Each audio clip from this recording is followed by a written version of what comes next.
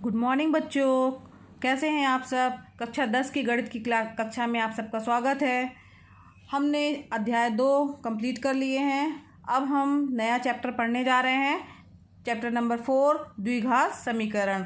तो बच्चों, हमने ax² + bx + c के बारे में पढ़ा ही था। इसे क्या कहते हैं? द्विघाती बहुपद कहते हैं।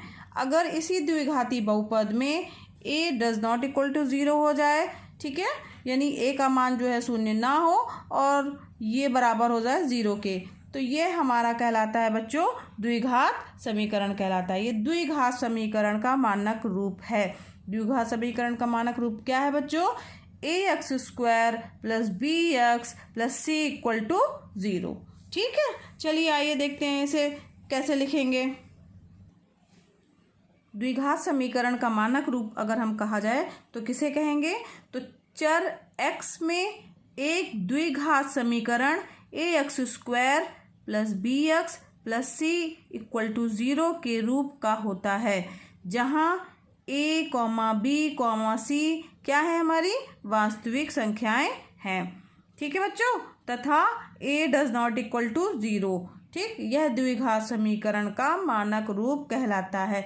यहाँ ध्यान देने वाली बात है बच्चों, इसके साथ एक शर्त लगाई गई है, a ≠ 0। a ≠ 0 क्यों लगाया गया है? अगर हम इसमें a = 0 रख देंगे तो हमारा ये वाला पद, पहला वाला पद जो है, x² वाला पद जो है, वो क्या हो जाएगा बच्चों?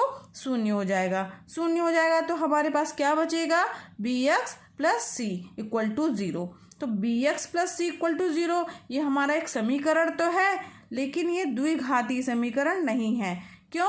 क्योंकि इसमें जो अचर राशि है, जो चर राशि है x, ठीक है, तो जो इसमें x जो है वो उसमें x की अधिकतम घात 2 नहीं है, जबकि कितनी होगी? bx + c में केवल एक ही x की अधिकतम घात होगी। ठीक है बच्चों, तो ये जो चर राशि x में अधिकतम घात 2 होनी चाहिए। और साथ ही साथ जो है यहाँ पे ध्यान दीजिए कि यह द्विघात समीकरण जो है सबसे पहले x की अधिकतम घात लिखी गई, यानी x² के रूप में लिखा गया है, फिर x लिखा गया है, फिर इसके बाद जो है अचर राशि या अंक जो है वो लिखे जाएंगे और बराबर का चिन्ह लगेगा, क्योंकि समीकरण है तो समीकरण तो तभी बनेगा जब दायां पक्ष भी होगा और बायां पक्ष भी होगा। तो दायां पक्ष और बायां पक्ष दोनों होने चाहिए समीकरण में, इसलिए जो है बराबर करके 0 का निशान आएगा। ठीक है बच्चों, समझ में आया कि द्विघात समीकरण किसे कहते हैं? चलिए, अगर आपको इसका कुछ उदाहरण दिया जाए तो उस पर भी ध्यान दे दीजिए, जैसे कि 2x² - 3x + 1 = 0। ये क्या है? एक द्विघात समीकरण का उदाहरण है। और उदाहरण ध्यान दीजिए, 4x - 3x² + 2 = 0। यह भी हमारा एक द्विघात समीकरण है। ठीक है, तो ये द्विघात समीकरण है, बस इसमें x² का क्रम आगे पीछे कर दिया गया है। ठीक, लेकिन जो है इसमें x की अधिकतम घात जो है वो क्या होनी चाहिए? 2 होनी चाहिए, तभी यह क्या होगा? द्विघात समीकरण होगा। चलिए आइए इस प्रश्नावली की ओर बढ़ते हैं। प्रश्नावली 4.1 में देखते हैं क्या प्रश्न पूछे गए हैं। हाँ बच्चों, प्रश्नावली 4.1 में पहला क्वेश्चन दिया हुआ है, जांच कीजिए कि क्या निम्न द्विघात समीकरण हैं। तो यहाँ पर हमें एक समीकरण दिया हुआ है और इसे हमें देखना है, जांचना है कि यह द्विघात समीकरण है कि नहीं। तो द्विघात समीकरण के लिए जो है हमें बच्चों क्या ध्यान रखना पड़ेगा? अभी हमने चर्चा की है, ax² कैसे होते हैं द्विघात समीकरण? ax² + bx + c = 0 के रूप के होते हैं, और जहाँ पर a ≠ 0 होता है। तो ये तो हो गई हमारी द्विघात समीकरण की परिभाषा, इसको ध्यान में रखना है। और हमें जो ये दिया गया समीकरण है, हम चेक करेंगे कि क्या यह इस रूप का है कि नहीं। अगर है तो वो द्विघात समीकरण होगा, अगर नहीं होगा इस रूप का तो इसका मतलब है कि वह द्विघात समीकरण नहीं होगा। चलिए आइए देखते हैं, इसको हल करते हैं। यहाँ इस पहले पद की ओर ध्यान दीजिए, यहाँ पर a + b का होल स्क्वायर का फार्मूला लगेगा। a + b का होल स्क्वायर बराबर क्या होता है बच्चों? a² + b² + 2ab। ठीक है, ये तो हमने पहले भी पढ़ा है। तो इसके अनुसार जब हम इसको तोड़ेंगे तो क्या आ जाएगा, x प्लस 1 का होल स्क्वायर बराबर हो जाएगा एक्स स्क्वायर प्लस 2ab यानी 2x into 1 plus B square यानी 1 का स्क्वायर बराबर 2 का गुणा x से होगा तो क्या हो जाएगा 2x, 2 का गुणा -3 से हो जाएगा तो -6 हो जाएगा। यहाँ तक समझ में आ गया बच्चों? ठीक है, चलिए आगे बढ़ते हैं। क्या आएगा हमारा एक्स स्क्वायर प्लस 2 का गुणा x से होगा तो 2x प्लस 1 का स्क्वायर करेंगे तो 1 ही आएगा बराबर 2x माइनस 6। अब यहाँ ध्यान दीजिए, एक जैसी घातों वाले पद जुड़ेंगे और घटेंगे तो क्या हो जाएगा एक्स स्क्वायर प्लस 2x। अब यहाँ पे लेके आएंगे तो ये क्या हो जाएगा, अच्छा चलिए इसको पूरा लिख लेते हैं। ये सारा पद जो है हम एक तरफ लेके आएंगे क्योंकि हमें यहाँ पर क्या चाहिए है, बराबर 0।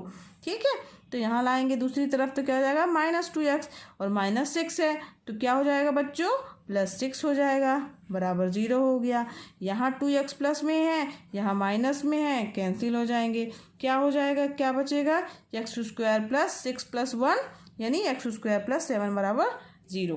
ठीक है बच्चों, चलिए आगे बढ़ते हैं। यहाँ पर ध्यान दीजिए, अब ये वाला पद हमारा क्या इस टाइप का कुछ दिख रहा है, गौर कीजिए, या हम क्या इस तरीके से इसको लिख सकते हैं?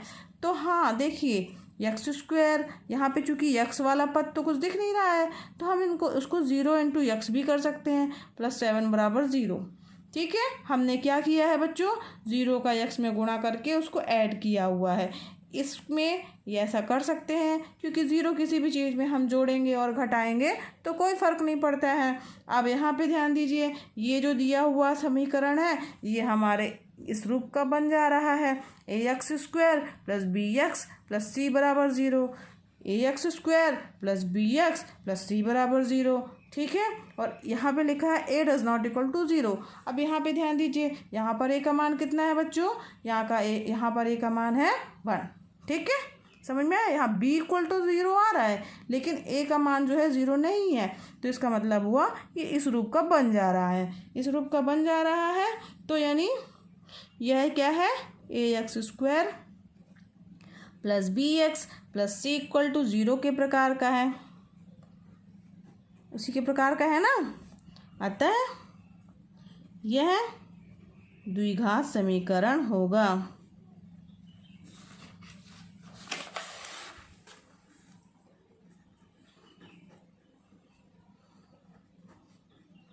समझ में आया ना बच्चों, क्यों होगा?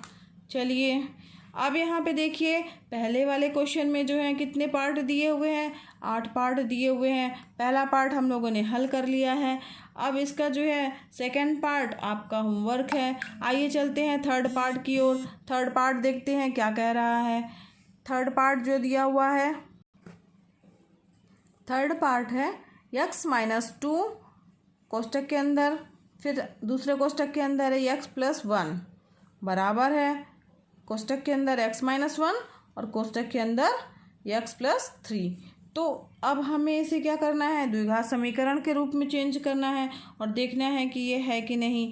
तो सबसे पहले हम इसे, ये चूँकि मल्टीप्लाई के रूप में दिए हैं, गुणनखंड के रूप में दिए हुए हैं, तो सबसे पहले हम क्या करेंगे, इसको गुणा करेंगे। तो x का गुणा जो है पहले इस वाले पूरे पद से होगा तो क्या आ जाएगा, x स्क्वायर, x का गुणा 1 से होगा प्लस 1 और -2 का गुणा x से होगा तो क्या आएगा, -2x आएगा और -2 का गुणा 1 से होगा तो क्या आएगा, -2 आएगा। ठीक है बच्चों, समझ में आ रहा है ना। अब यहाँ पे इसी तरीके से यहाँ पे भी करेंगे।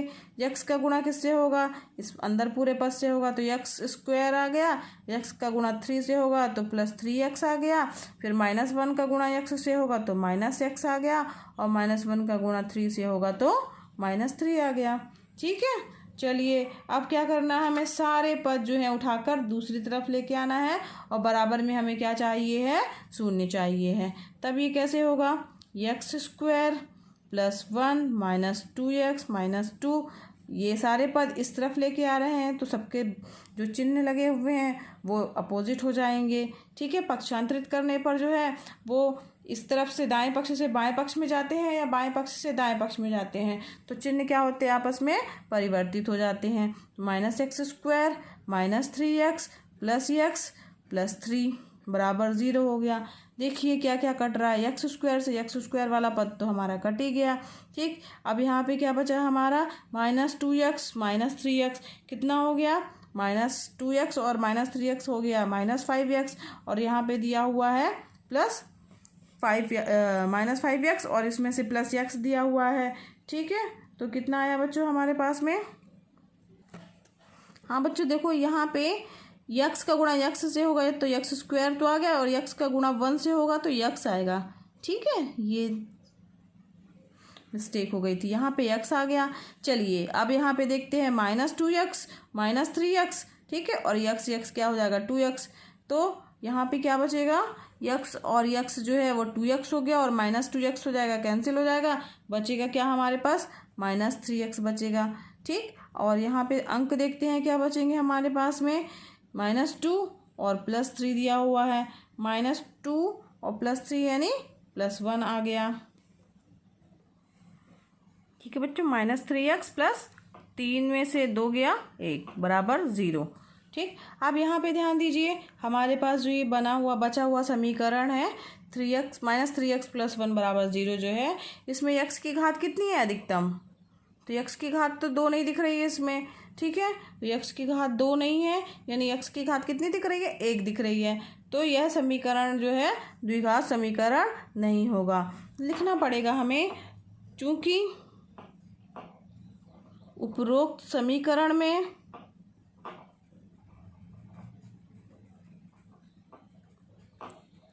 x की अधिकतम घात 1 है, अतः यह द्विघात समीकरण नहीं है, घात समीकरण नहीं है। ठीक है, समझ में आया बच्चों। यहाँ पर चूंकि ये ax² + bx + c के रूप का नहीं आ रहा है ना, इसमें x की अधिकतम घात कितनी आ रही है, 1 ही आ रही है, तो यह द्विघात समीकरण हमारा नहीं होगा।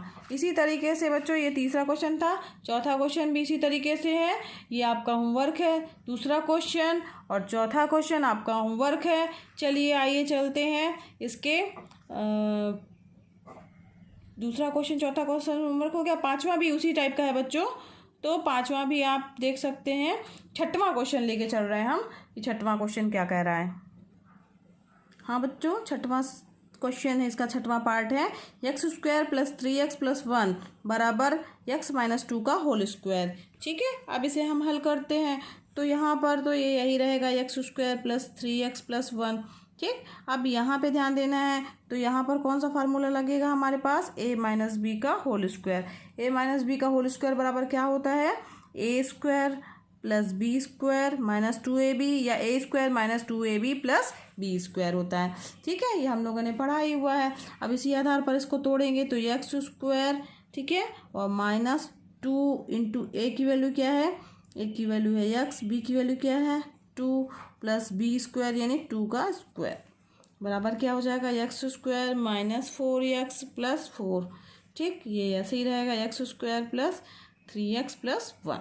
ठीक, अब यहाँ पे ध्यान दीजिए बच्चों, सारे पद जो है क्या करना है हमें, द्विघात बनाने के लिए समीकरण के दूसरे पक्ष में जो है बराबर 0 होना चाहिए, तो सारे पद जो है वो एक तरफ लेके आते हैं हम। ठीक, तो x² + 3x + 1, यहाँ -x² -4x से जब इस तरफ जाएगा तो क्या हो जाएगा, +4x - 4 बराबर 0। समझ में आया बच्चों। ठीक, अब क्या करेंगे, हर प्रश्न में इसमें यही करना है, दूसरे तरफ बराबर = 0 लाने के लिए सारे पद जो हैं वो एक तरफ लेके जाएंगे। समान घातों वाले पद क्या होंगे, आपस में जोड़ेंगे और घटेंगे। तो आइए देखते हैं, x² से -x², ये तो पहले ही कैंसिल हो गया, बचा क्या हमारे पास 3x + 4x। 3x + 4x कितना हो गया बच्चों, 7x हो गया, और 1 - 4, 1 - 4 मतलब कितना हो गया, -3 बराबर 0। ठीक, अब यहाँ पे ध्यान दीजिए, यहाँ पे भी यही कंडीशन आ रही है कि यह जो है हमारा क्या x² + bx + c के रूप का है, और जहाँ पर a ≠ 0, तो यहाँ पर बच्चों यह a x square plus b x plus c के रूप का नहीं है, क्योंकि यहाँ पर एक्स की अधिकतम घात कितनी है, एक ही है, एक्स की घात 2 है ही नहीं, इसलिए यह द्विघात समीकरण हमारा नहीं होगा। तो इसे कैसे लिखेंगे? उपरोक्त समीकरण में यक्स की घात कितनी है, घात 1 है, ठीक है। अतः यह a x square plus b x plus c plus c equal to 0 के रूप का नहीं है, इसलिए यह द्विघात समीकरण नहीं होगा, नहीं है या नहीं होगा। ठीक है, समझ में आया बच्चों? इसी तरीके से इसका जो ये अभी हमने कौन सा पार्ट किया था, अभी हमने किया था इसका 6वां पार्ट, और इसी तरीके से इसका 7वां और 8वां पार्ट भी है। तो 7वां पार्ट आपका होमवर्क है, 8वां पार्ट जो है वो आप देख लीजिए एक बार। 8वां पार्ट देखते हैं क्या कह रहा है। 8वां क्वेश्चन है इसका, x³ minus 4x square minus X plus 1 equal to X minus 2 का होल क्यूब। ठीक है, तो अब यहाँ पर जो है हम ये वाला पद तो यही रखेंगे, x³ minus 4x square minus X plus 1, और यहाँ पर a माइनस बी की घाते 3 वाला फार्मूला लगाएंगे। तो a माइनस बी की घाते 3 बराबर क्या होता है, a माइनस बी का होल क्यूब बराबर क्या होता है, फार्मूला याद है बच्चों, a माइनस बी की घाते 3 बराबर होता है a की घाते 3 माइनस b की घाते 3, ठीक है, minus 3ab into a minus B. ठीक, अब इस फार्मूले के अनुसार हम इसे तोड़ेंगे तो क्या आएगा हमारा, a की घाते 3 यानी x की घाते 3, ठीक, माइनस b की घाते 3 यानी माइनस 2 की घाते 3, ठीक है, 2 की घाते 3 माइनस 3a की वैल्यू x, b की वैल्यू 2 और x माइनस 2, ठीक है, a माइनस बी हो गया। अब यहाँ पे क्या आएगा बच्चों, ये इधर ऐसे ही रहने दो, x³ 2 की घाते 3 का मतलब हुआ 2 का 3 बार गुणा, 2 दूनी 4 दूनी 8, 8 माइनस 6x, ठीक है, और यहाँ पे क्या 3 दूनी 6x और यहाँ x माइनस 2। फिर इसको सॉल्व करेंगे, क्या आ जाएगा, x³ minus 8 minus 6x square और माइनस माइनस प्लस हो जाएगा प्लस 12x। सारा पद अब हमें क्या करना है, दूसरी तरफ लेके आना है और बराबर में क्या रखना है हमें, 0। तो क्या आ जाएगा, x³ minus 4x square minus x plus 1 minus x³ minus minus plus 8 minus की जगह ये जाएगा तो plus 6x square minus 12x बराबर 0। ठीक, x³ माइनस x³ ये कैंसिल हो गया आपस में, क्या बचा हमारे पास 6x स्क्वायर है और यहाँ माइनस 4x स्क्वायर, तो क्या बचा हमारे पास 2x स्क्वायर बचा। ठीक, अब यहाँ पे माइनस x है और यहाँ माइनस 12x है, तो क्या हो गया, माइनस 13x हो गया। ठीक, अब यहाँ पे प्लस 1 है और 8 है, तो क्या हो जाएगा, प्लस 9 बराबर 0। अब यहाँ ध्यान दो बच्चों, हमें जो ये मिल रहा है वो क्या है, ax square plus bx plus c बराबर 0, जहाँ a does not equal to 0 के रूप का है। हाँ, ध्यान दीजिए, ये उसी तरह दिख रहा है कुछ कुछ, ठीक है, यहाँ पर ax स्क्वायर bx और c के रूप का ही है, तो इसे हम क्या लिखेंगे, आता है नहीं, चूँकि लिखेंगे, चूँकि यह है ax square plus bx plus c बराबर 0, जहाँ a does not equal to 0 के रूप का है, अतः दिया गया समीकरण क्या होगा, एक द्विघात समीकरण है, एक द्विघात समीकरण है। समझ में आ गया होगा। ठीक है बच्चों, चलिए इसके शेष पार्ट जो आपके बचे हुए हैं वो आपके होमवर्क है, वो करके मुझे दिखाइएगा। अब मिलते हैं नेक्स्ट क्लास में, तब तक के लिए नमस्कार, बाय, थैंक यू।